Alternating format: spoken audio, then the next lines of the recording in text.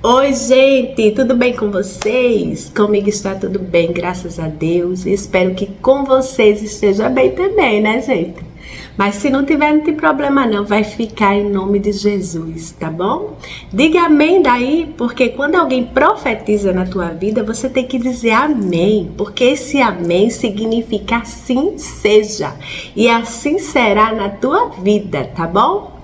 Gente, como vocês já viram aí no título, né, esse vídeo aqui é de um testemunho. Eu senti no meu coração, gente, de gravar esse testemunho hoje, porque eu creio, né, que tudo tem o seu dia, a sua hora, e tem as pessoas específicas para que possa se inspirar e levantar a sua fé, né, e aí prosseguir na sua caminhada aqui na vida, né. E aí, gente, eu vou começar esse testemunho. Para quem não me conhece, porque tem muita gente que tá assistindo esse vídeo que não me conhece ainda, né? O meu nome é Cris e eu tenho 2 filhos, um esposo lindo, que o nome dele é Igor, e 2 filhos lindos. Uma menina de 10 anos, que o nome dela é Eduarda, e um menino maravilhoso e lindo, que é o do testemunho de hoje, que é o Davi. Ele tem 4 anos e agora em outubro ele vai fazer 5, tá bom, gente? Então vamos começar, eu vou começar o meu testemunho. Gente, quando eu tava grávida do Davi, era um sonho, né, engravidar, não que eu não pudesse, mas porque depois da gravidez da Eduarda, eu fiquei grávida novamente, só que eu sofri um aborto, tá bom? E isso foi traumatizante para mim. Eu não esperava isso, eu sofri demais. No início eu não aceitava, né? Porque eu tava esperando, eu planejei a gravidez, então eu não me conformei. E aí fiz curetagem, para vocês entenderem do início. Fiz a curetagem 2 vezes, por quê? Porque eu não aceitava ter perdido e eu assim, queria ficar com o feto na minha barriga, né? Assim, foi difícil para mim aceitar. Então passaram-se alguns dias, não sei se foi 20, para me poder fazer a curetagem. E como demorou muito, então ficou mais difícil essa curetagem, né? Eu tive que fazer 2, ainda não limpou, e eu tive que fazer um tratamento com o médico.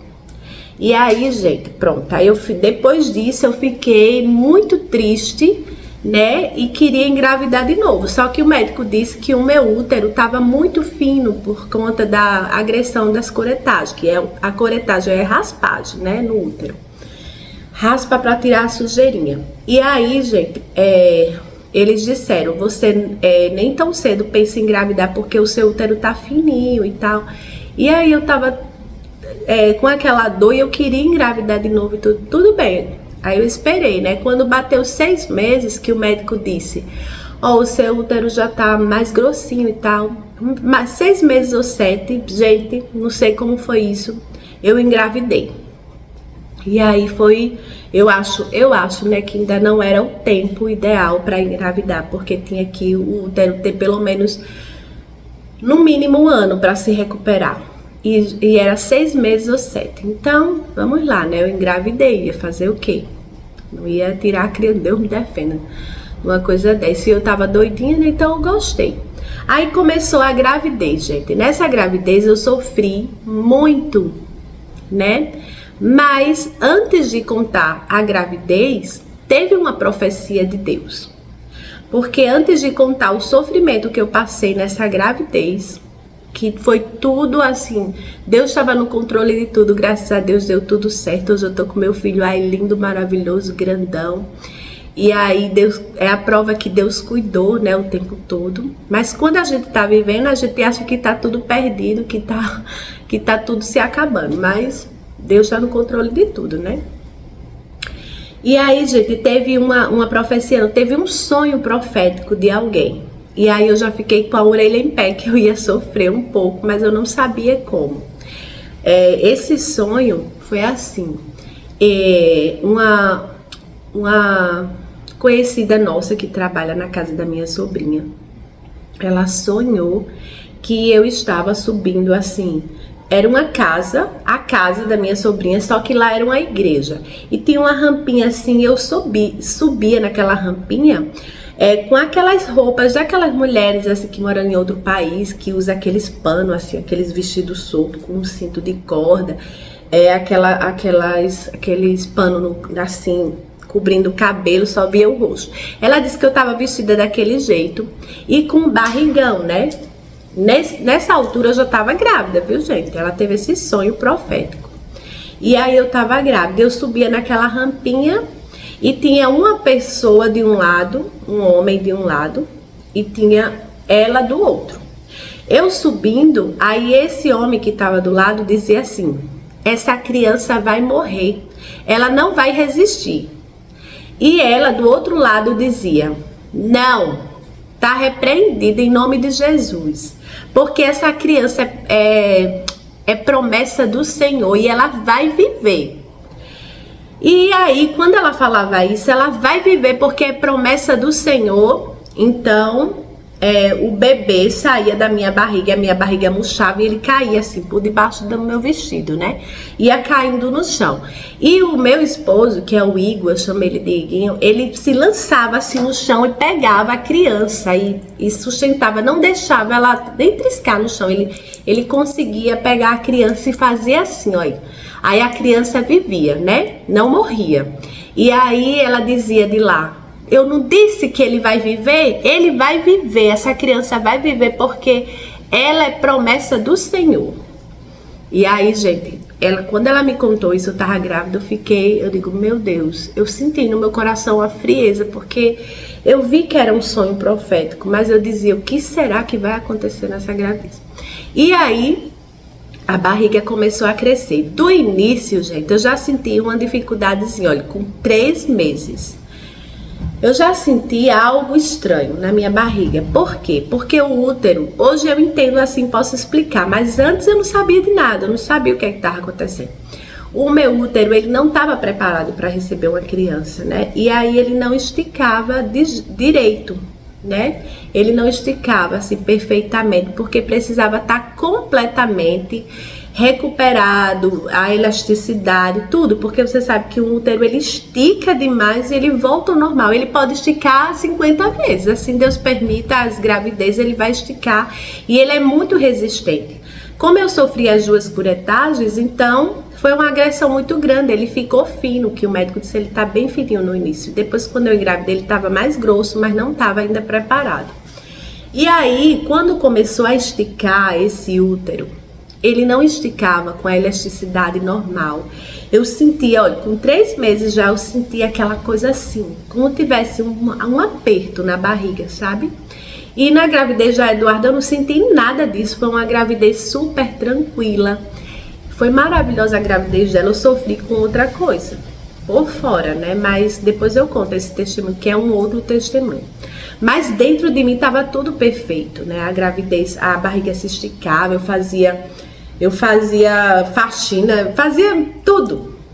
Sentia nada. Já do Davi, com 3 meses, eu senti esse probleminha por conta do útero que não estava preparado. E o útero foi crescendo, a criança foi crescendo normalmente. E cada vez mais eu sentia um pouco de incômodo, era um pouco. Gente, quando chegou com 5 meses, eu já sentia muito desconforto. Por quê? Porque era como se tivesse com a cinta, mas a cinta não estava muito apertada, era essa sensação, mais ou menos. E aí, foi com 6 meses, aí começou a apertar mesmo. Gente, quando foi, aí eu já tinha dificuldade de andar muito, porque era como se estivesse dando cãibra na barriga, sabe? E aí eu era acompanhada pelo médico, todos os meses eu tinha consulta. E aí o médico via que a criança estava toda normal, estava bem, não tinha defeitos. Sempre ele tinha uma palavra boa para me dizer. Eu dizia, doutor, por que eu sinto esse aperto na barriga? Ele dizia, eu não sei, deve ser por conta de que o seu útero não estava totalmente preparado, então é normal isso, né? Não tem o que fazer. Vamos lá, pra frente. Aí depois, cada dia que passava, a gente apertava mais. E eu ia ficando um pouco mais sufocada. Agoniada, né? Porque uma cinta você pode tirar a qualquer momento. Cinta incomoda, né? Cinta deixar a barriga apertadinha, ela incomoda, mas a hora que você quer, você tira. E uma gravidez, e uma coisa por dentro que você não pode tirar, tem que aguentar, né? Então aí eu já senti um pouco, eu já comecei a desenvolver um tipo de ansiedade, né? Uma ansiedade assim, não era uma ansiedade para ter logo uma criança, não era uma ansiedade, não, era como tipo um pânicozinho, porque aquele negócio, o meu útero apertava e eu ficava me concentrando para não botar aquilo na cabeça, porque eu sabia que a barriga ia crescer mais, ia apertar mais, cada vez mais, e eu tinha que me concentrar, ter fé e não botar aquilo na cabeça, porque aquilo era agoniante, mas não estava tão agoniante como depois, eu conto já. E aí a barriga foi crescendo e eu fui parar, eu pedi o Iguinho para ir no psicólogo para me ajudar, ela me ajudar a minha mente, de saber que a barriga ia crescer. Eu tava naquele pouco de sufoco, eu sabia que o negócio ia apertar, o sapato ia apertar mais. E aí eu fui para a psicóloga, mas eu não quis continuar, eu vi que não adiantava. E aí eu comecei a orar, pedir a Deus e tudo bem. Comecei a andar cada vez menos, porque quando eu andava, eu sentia como fosse uma cãibra, um negócio apertando mais ainda, e eu sentada, eu sentia mais um conforto. Aí, gente, eu vou tentar ser mais rápida, porque eu quero contar, até quando eu ganhei, foi uma história muito linda, também muito sofredora, e vai servir de inspiração e de fé para você. Mas ela é muito grande. Depois eu vou ver o tempo do vídeo. O meu telefone, ele não suporta, eu tô gravando pela câmera do celular, e ele não suporta muitos minutos de vídeo, né? Então, se não der para me contar todo nesse vídeo, eu faço um outro e continuo para vocês entenderem tudo direitinho. Eu não gosto de contar as coisas assim no bolo, não. Eu gosto de contar bem direitinho. Quem me conhece já sabe, eu sou detalhista. E aí, gente, vamos lá pular para 7 meses. Quando chegou nos 7 meses, eu já não estava conseguindo andar mais. Andava, mas era assim, 2 metros, 3 metros, tinha que parar, porque o Davi, quando eu andava, era como ele quisesse se esticar dentro, a barriga ficava troncha. E eu sentia muita dor, era como se fosse uma cãibra, né? Quem já teve cãibra sabe como é terrível, imagina dentro da barriga. E aí eu não andava muito, aí eu não tinha comprado o resto do meu enxoval, não tinha condições mais para mim ir no comércio, nas lojas comprar. E eu fui ficando agoniada, eu digo, ai meu Deus, eu tinha que terminar o quarto do Davi, eu tinha que comprar tantos enxovais, e aí eu fiquei meio agoniada, mas assim, tá na mão de Deus, mas vai dar tudo certo. E aí não comprei mais, eu pedi a alguém para comprar uma coisinha ou outra, eu tinha comprado algumas. E aí, gente, fui dando o meu jeitinho, pedindo favor e tal, e fui arrumando o quarto do Davi, né? Com toda a dificuldade do mundo, mas feliz porque ele estava bem dentro da minha barriga, glória a Deus por isso. E aí, gente, quando chegou com quase 7 meses e meio, aí o negócio começou, desde 7 já estava mais agoniante, eu chorava algumas vezes, eu sofria alguns pânicos, porque eu estava aqui na minha casa e de repente juntava gases também, porque você sabe que nós mulheres temos problemas com gases, e eu tenho intolerância à lactose. Se eu comesse alguma coisinha assim, que juntasse gases e a minha barriga ficasse ruim, pronto, juntava aquele aperto, juntava os gases, minha gente, era insuportável. E a barriga apertava de um jeito que eu me dava vontade de chorar, de abrir assim, era como... Não tinha jeito, porque era uma criança dentro da minha barriga, era o meu sonho, era o meu filho, e aquele sufoco todo, e a minha vontade era de arrancar aquele sufoco com as minhas mãos e ficar bem. Só que eu não podia fazer isso, porque era uma gravidez, era uma barriga, era tudo interno, e aí de vez em quando, gente, eu saía da calma e já começava a mão suar e entrar em pânico mesmo. Eu ficava tão frustrada e tão assustada com aquela crise de pânico, pelo que eu estava sentindo, que eu começava a chorar e ficar assim, sem ar.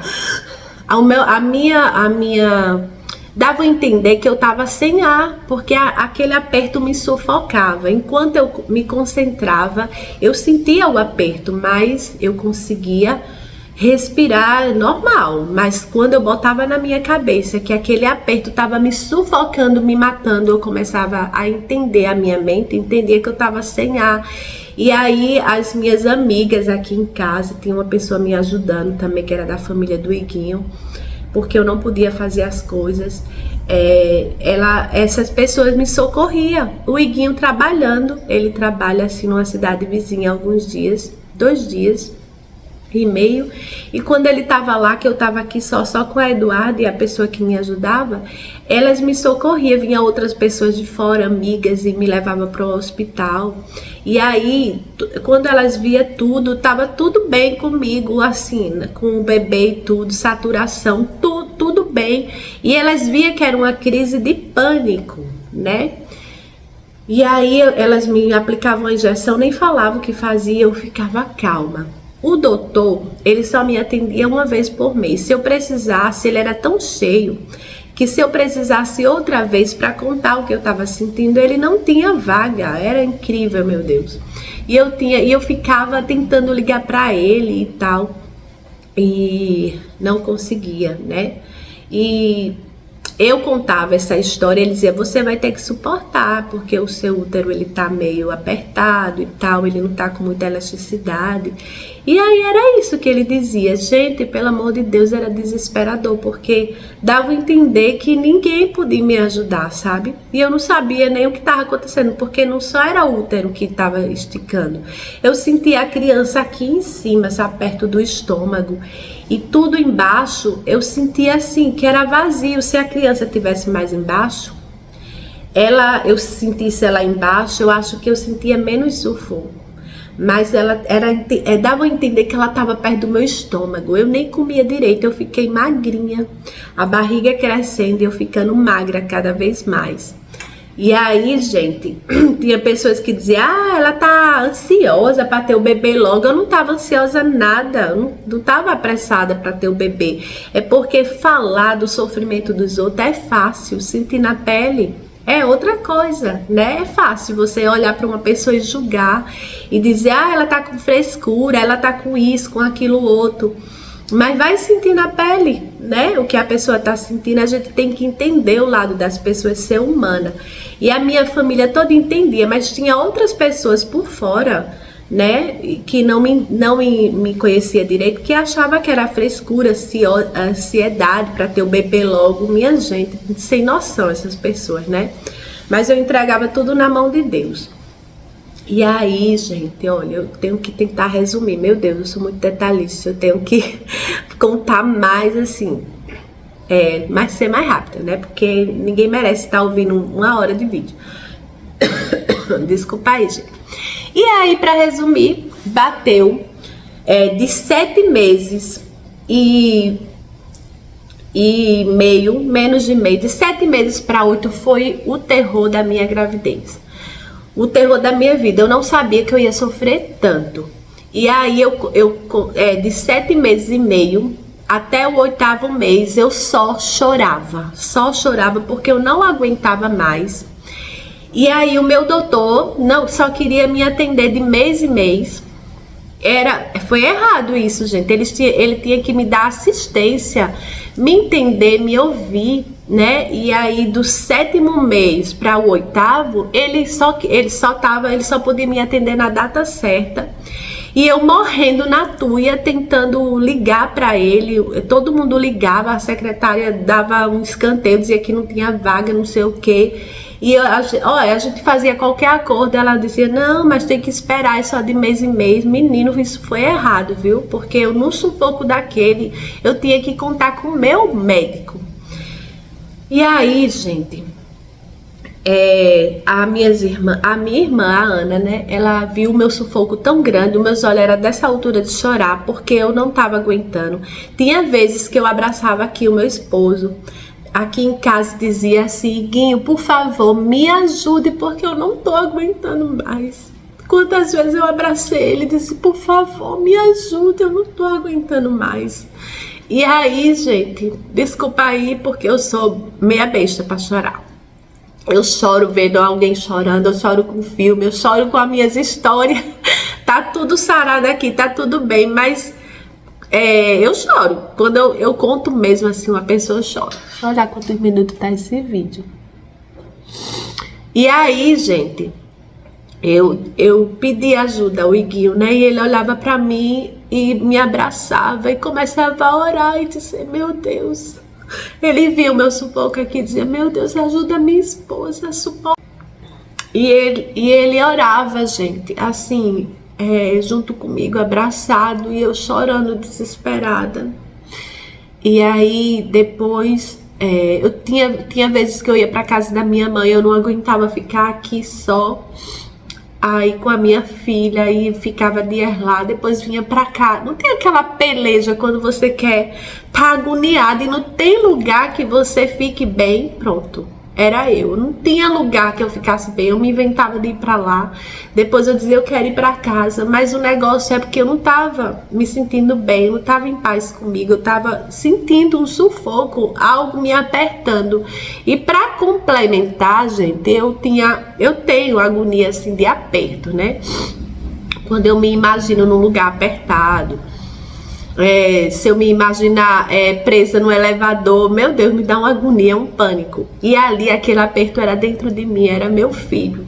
Era dentro de mim, era algo que eu não podia tirar, né? Se tá apertando um relógio, você tira, uma blusa, você tira, um sapato, mas era o meu filho que estava dentro da barriga e não era ele que estava me apertando. Era a situação, né? E aí a minha irmã viu meu sufoco, meu sofrimento e disse, não, a gente tem que ligar para outro médico. A Cris não pode ficar assim, nesse desespero. Olha, ela tá chorando, pedindo ajuda a todo mundo e ninguém faz nada. Vamos se pôr no lugar dela, imagina o sufoco dela. E aí ligaram, ela e a minha sobrinha ligaram para um outro doutor e ele marcou a consulta imediatamente e me levaram. Isso aí foi numa sexta-feira, gente, me levaram. E aí, quando ele fez a ultrassom lá no consultório, que ele olhou, ele disse, olha, o filho, não sei como ela tá suportando. Essa mulher tá sofrendo muito. Por que não trouxeram ela antes? Porque ela tá sofrendo muito. Embaixo da barriga dela, ele falando para o meu esposo, embaixo na barriga dela tá todo líquido, tá tudo vazio. A criança tá debaixo das costelas, atravessada. Então o Davi, gente, tava aqui, ó, atravessado nessa parte aqui, ó, debaixo da costela, abaixo dos peitos, né, dos seios. E ele dizia, eu não sei como ela tá aguentando, por isso que ela tá desesperada, chorando, porque isso daí tá massacrando ela e o bebê. O bebê, eu não sei como ele tá aguentando ficar aqui debaixo, ele não consegue esticar as perninhas. E aí eu entendi que quando eu levantava, ele tentava, né, abrir as perninhas que o tempo todo ele tava com a perninha assim, pra cima da barriguinha. Ele tentava se esticar, aí ele apertava minhas costelas aqui. Gente, eu ia no céu e voltava com tanta dor, sabe? Porque ele esticava tudo e ele não tinha espaço, ele não conseguia. E ele não tinha, assim, tanta força pra, né? E aí voltava ao normal. Isso quando eu andava de 7 meses para 8, praticamente eu fiquei sem andar. Foi tanto que quando eu tive dificuldade de andar normal, de me abaixar, porque os meus ossos se acostumaram a ficar parados, sabe? Eu ficava sentada numa cadeira e até para dormir, gente, o doutor passou um remedinho para me dormir, porque eu não conseguia deitar, porque dava a impressão que eu estava sufocada.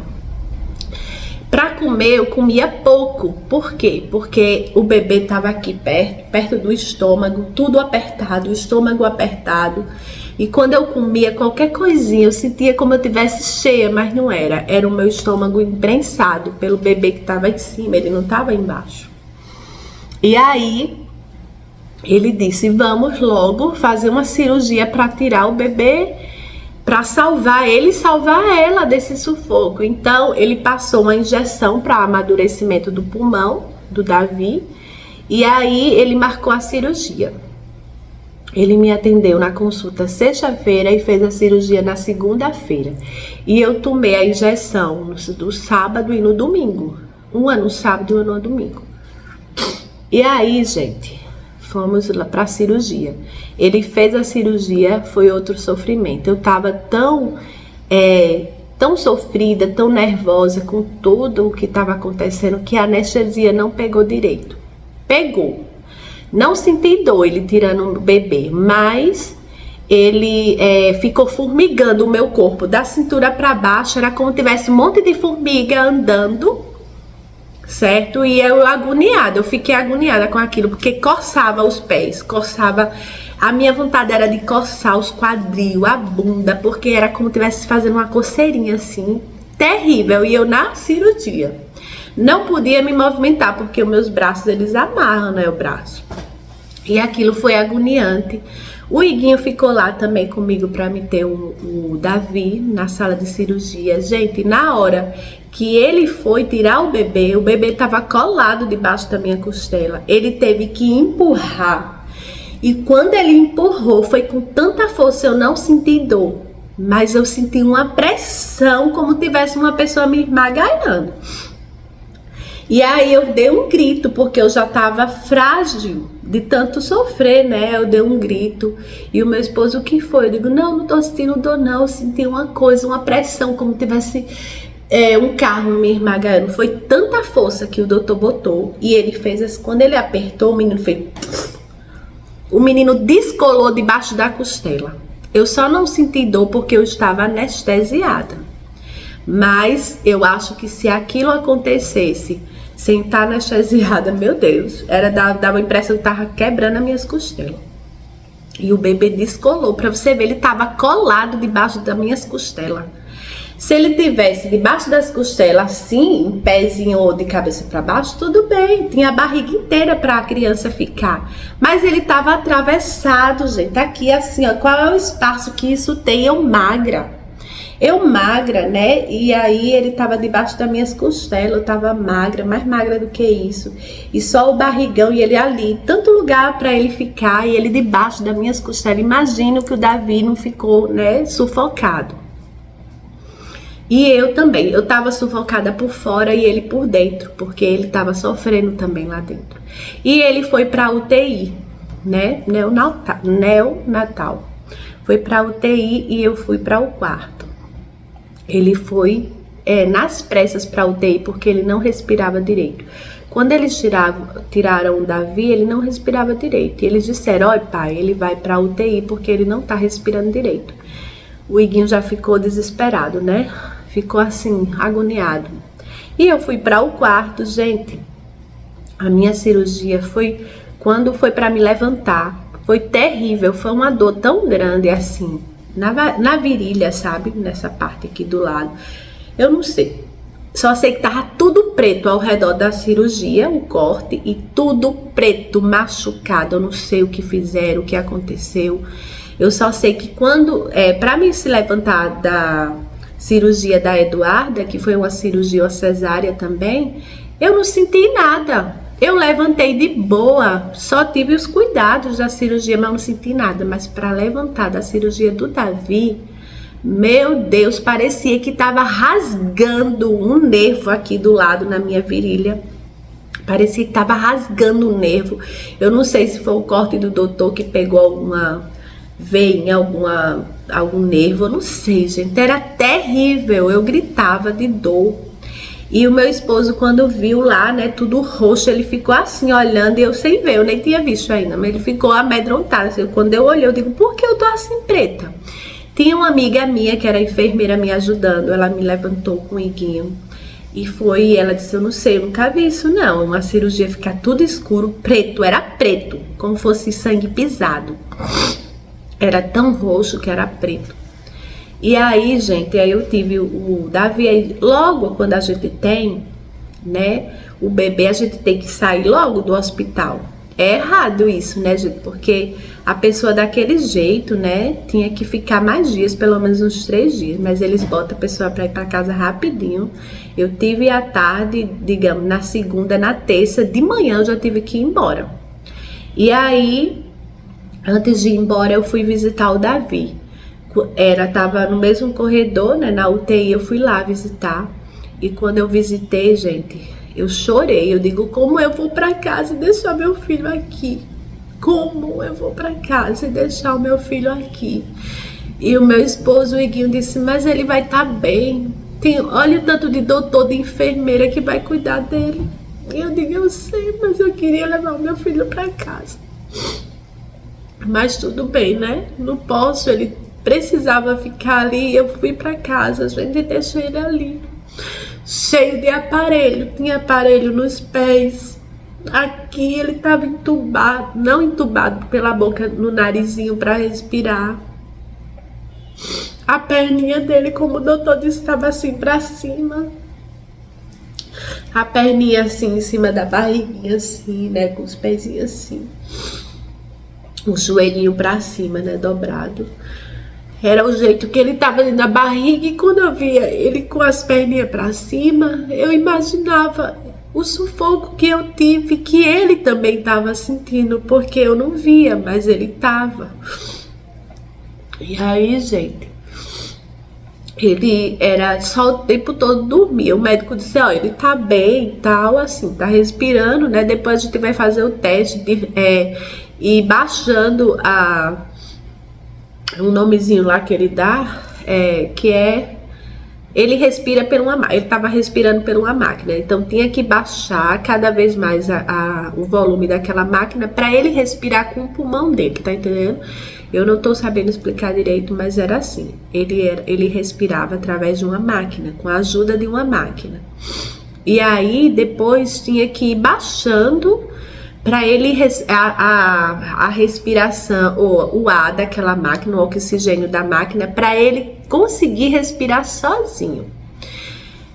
E aí, isso aí era só depois. E aí eu fui para casa. Quando eu cheguei aqui em casa, eu fiquei, sabe, sem chão. Eu vi o quarto dele todo arrumadinho, a roupa, não precisava de usar roupa lá, e a roupa tudo aqui. E aí eu tava tão sofrida dessa gravidez, eu clamava tanto a Deus, para Deus, né, me ajudar naquela situação. E eu não via melhora, né? E aí eu fui achando que Deus tinha me abandonado. Olha só, desde 17 anos, convertida, na igreja cantando e tal. Mas esse sofrimento foi tão grande, gente, que eu achei que Deus tinha me abandonado. Deus não abandona ninguém. Hoje eu entendo, mas no sofrimento a gente pensa, porque é como você estivesse entrando, se afogando dentro de uma piscina ou de um mar, e você sabe que tem alguém que pode te puxar dali, te tirar daquele sufoco, mas a pessoa não faz nada. E eu clamava a Deus e ele não respondia, né? Mas tudo tem um porquê e uma resposta. E eu fui achando que Deus realmente não estava me ouvindo, ou tinha me abandonado, ou estava triste comigo. Eu só sei que eu sabia que Deus não estava me ajudando naquele momento, né? E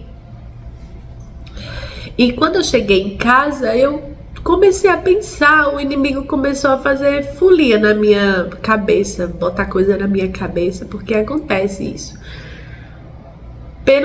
Na minha tristeza, né, de saber que estava acontecendo alguma coisa, que Deus não estava me ouvindo, porque sempre eu fui uma pessoa de pedir Deus me ouvir, mas nesse momento ele não me ajudou. E eu fiquei pensando, será que Deus está triste comigo, ou me abandonou, alguma coisa? E aí, gente, eu disse, pronto. Aí o inimigo vinha na minha cabeça, não vou dizer inimigo não, vinha na minha cabeça que o Davi ia morrer. E eu comecei a ficar em casa. Começou a minha depressão, sabe? Começou a dar uma tristeza profunda. Depressão, gente, muitas das vezes, não é? Tem gente, tá depressivo, tá endemoniado, tá não sei o que, não é. É quando você perde a esperança de alguma coisa, que a sua tristeza é tão profunda que você... A depressão é quando você baixa o seu nível de fé, de autoestima, de alegria e você vai para o fundo do poço. Quando você sabe que Deus pode te ajudar, então você tá com fé. Mas quando você perde a fé e acha... Quando você perde a fé e acha que Deus não é mais por você, então você entra em depressão, como você não tivesse ninguém mais para te ajudar. E aí eu ficava em casa sem querer tomar banho. É o primeiro sinal, né? O meu desespero, minha tristeza era tão profunda de saber que eu estava em casa e o meu filho estava no hospital, que eu não queria tomar banho, não queria comer, eu só queria ficar ali no quintal. Para quem sabe dos meus vídeos, conhece a minha casa, sabe que eu tenho uma varanda e aquela cadeira de balanço.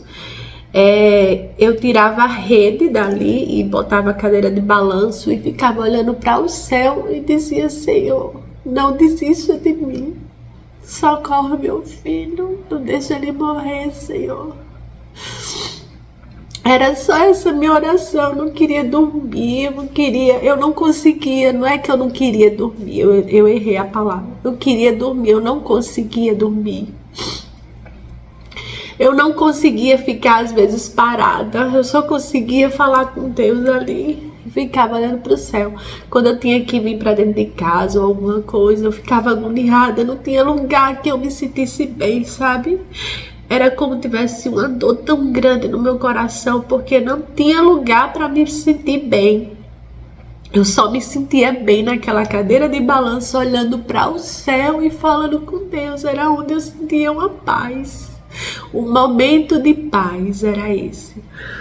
E aí o meu esposo dizia: vamos visitar o Davi na UTI. Eu ia.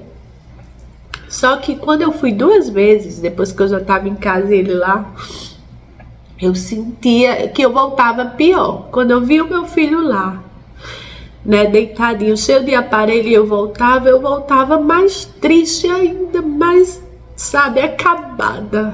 E aí eu voltava e eu sabia que ele ficou lá.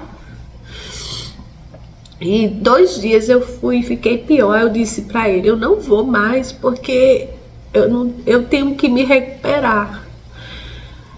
Cada vez mais que eu vou é como se estivesse recebendo outra pancada. É pior pra mim. E ele tá lá sendo cuidado, então eu não vou. Aí eu passei, gente.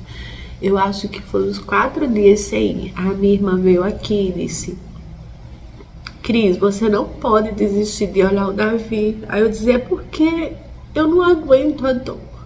Senão eu não vou conseguir mais comer, nem tomar banho. Eu já não quero fazer isso e eu tenho que estar bem, porque eu creio que ele vai sair. Eu tenho que estar bem para cuidar do meu filho quando ele voltar. Eu tenho que me recuperar, ele está sendo bem cuidado lá. E a minha irmã dizia assim: Cris, você tem que ir, porque eu vi uma história de uma mãe que teve um filho e ficou na UTI. Cada vez que ela visitava ele ouvia a voz dela e ele ia se recuperando. E aí, gente, eu ouvi aquilo e veio uma força dentro de mim. Eu disse: é mesmo, eu tenho que ir para ele ouvir a minha voz. Eu vou louvar para ele, eu vou cantar e ele vai se recuperar. E o inimigo, ele vai morrer, ele vai morrer. E além de eu estar sentindo aquela dor de ter medo de perder o meu filho, de estar perdendo o meu filho, eu tinha que ainda enfrentar essa voz. Ser forte e dizer: Senhor, não deixa essa voz tomar conta de mim, de achar que o meu filho vai morrer. Eu estava ali numa luta, pedindo a Deus para ele viver, para ele vir para os meus braços. E essa voz não parava de vir aqui na minha cabeça: ele vai morrer. E eu dizia: Senhor, não deixa o meu filho morrer. Aí é que me abatia, sabe? Eu não estava forte o suficiente para combater essa voz. Eu estava frágil. E o inimigo, ele se aproveita da nossa fragilidade para dizer que a gente não vai conseguir, que a gente não vai vencer. Mas eu quero te dizer, se você está passando por algum problema, saiba que Deus é na tua vida.